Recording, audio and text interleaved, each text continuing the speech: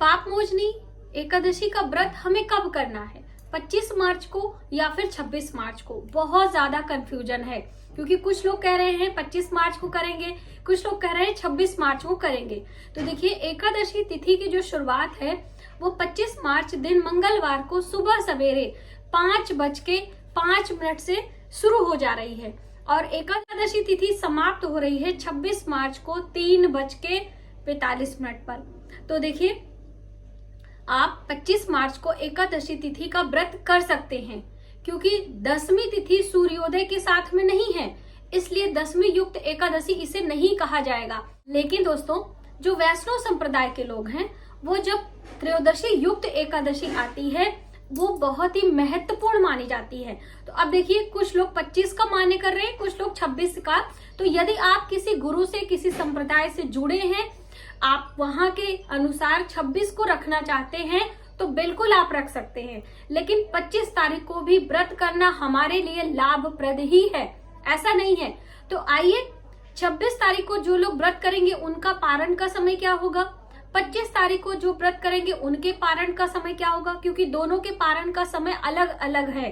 और पूजा हमें कैसे करनी है, क्या एकादशी व्रत में गुड़ का सेवन, तिल का सेवन, क्योंकि देखिए एकादशी तिथि पर अनाज का सेवन नहीं करते, तो बहुत सारे लोगों के मन में ये भी है कि तिल जो हम अक्षत के रूप में चढ़ाते हैं या फिर हम भोग लगाते हैं, तो क्या उसका प्रसाद हम ग्रहण कर सकते हैं अथवा नहीं। और ज्यादातर लोगों को कंफ्यूजन है कि एकादशी तिथि पर माता तुलसी की पूजा नहीं कर सकते हैं।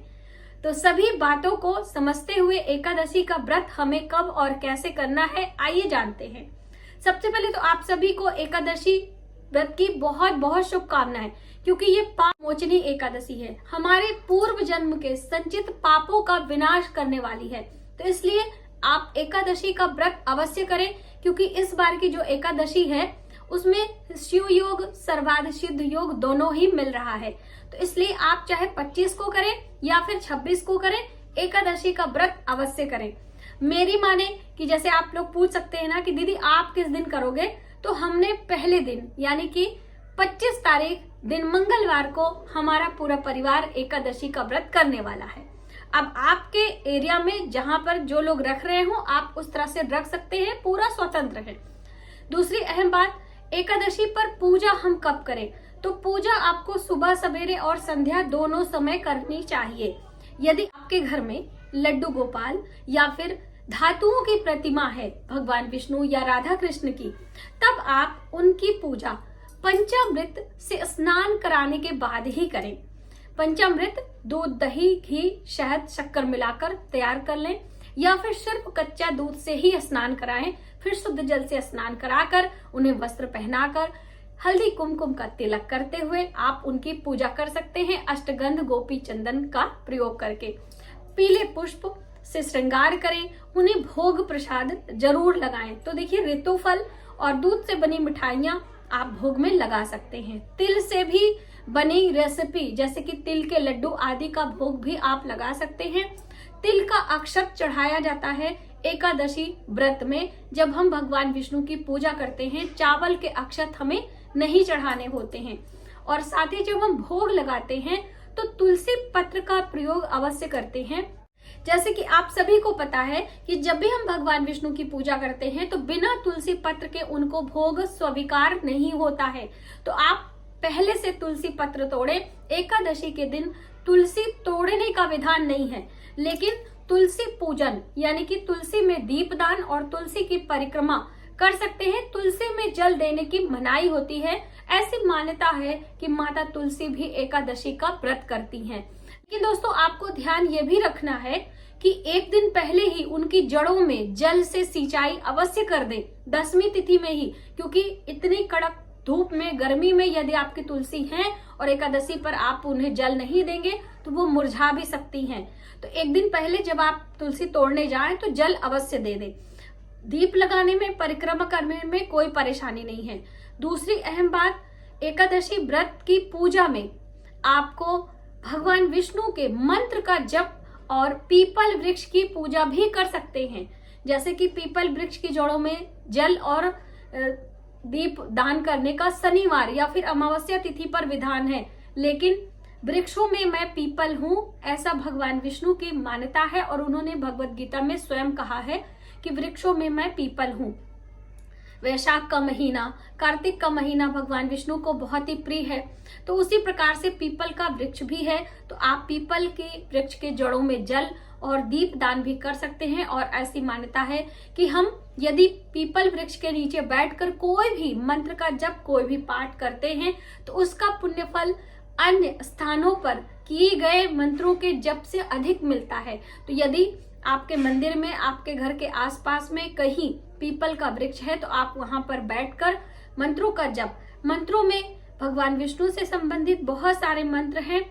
आप ओम नमो भगवते वासुदेवाय नमः, इस मंत्र का ज्यादा से ज्यादा आपको जप करना है। और एक कंफ्यूजन और भी हम आपको दूर करना चाहते हैं। बहुत सारे लोगों की ऐसी मान्यता है कि यदि हम एकादशी पर अनाज का सेवन नहीं करते हैं, तो हम किसी जरूरतमंद को खाने पीने की चीजें भी दान नहीं कर सकते हैं अनाज का। ऐसा नहीं है। हमने व्रत किया है, हमारे परिवार के बच्चे, वृद्ध या अन्य कोई जरूरतमंद, उसे जरूरत है तो आप अनाज दे सकते हो, भोजन के रूप में आप दे सकते हो, ऐसा कोई प्रॉब्लम नहीं है। तीसरी अहम बात, भगवान शिव की पूजा।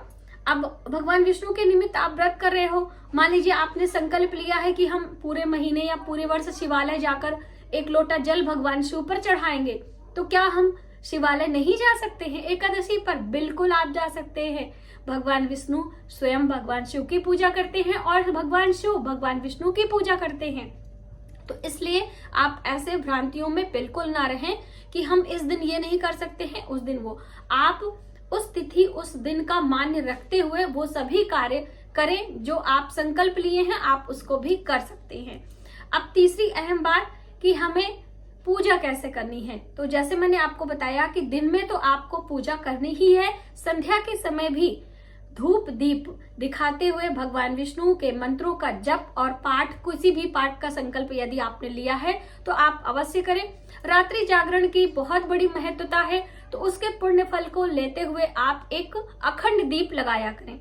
तिल के तेल का या फिर शुद्ध घी का अखंड दीप आप लगा सकते हैं।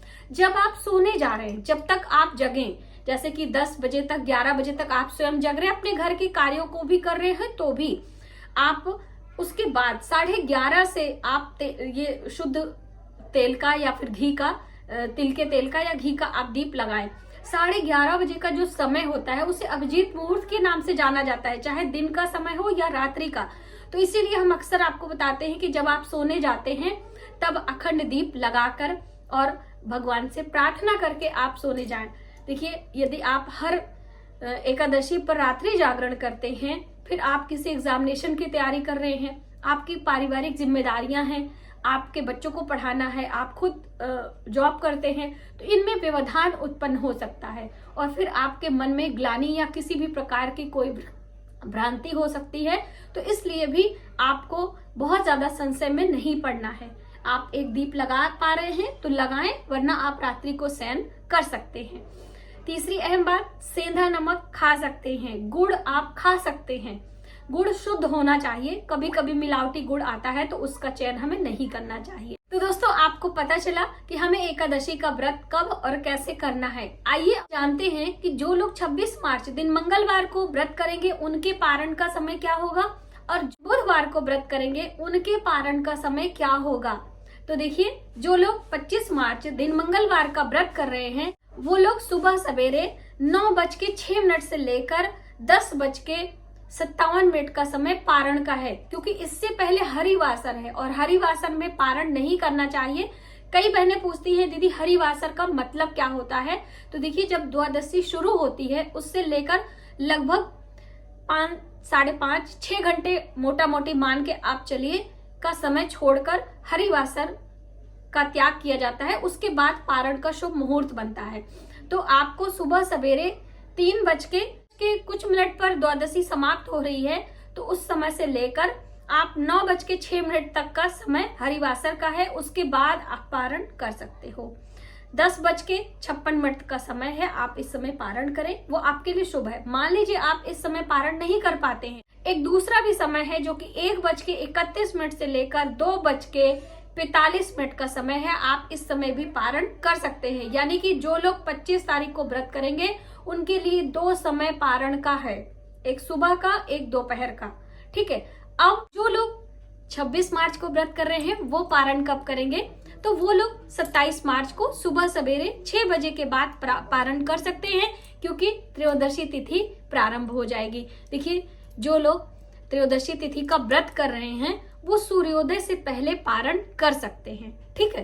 तो इस तरह से इन बातों का ध्यान रखते हुए हमें पाप मोचनी एकादशी का व्रत करना है। आज के वीडियो में बस इतना ही। यदि हमारी जानकारी आपको थोड़ी सी भी हेल्पफुल लगे तो प्लीज वीडियो को ज्यादा से ज्यादा लोगों में शेयर करें, आने वाली वीडियो के लिए सब्सक्राइब करें। मिलते हैं एक नई जानकारी के साथ नए वीडियो में। तब तक आप अपने परिवार का ख्याल रखें। जय माता दी।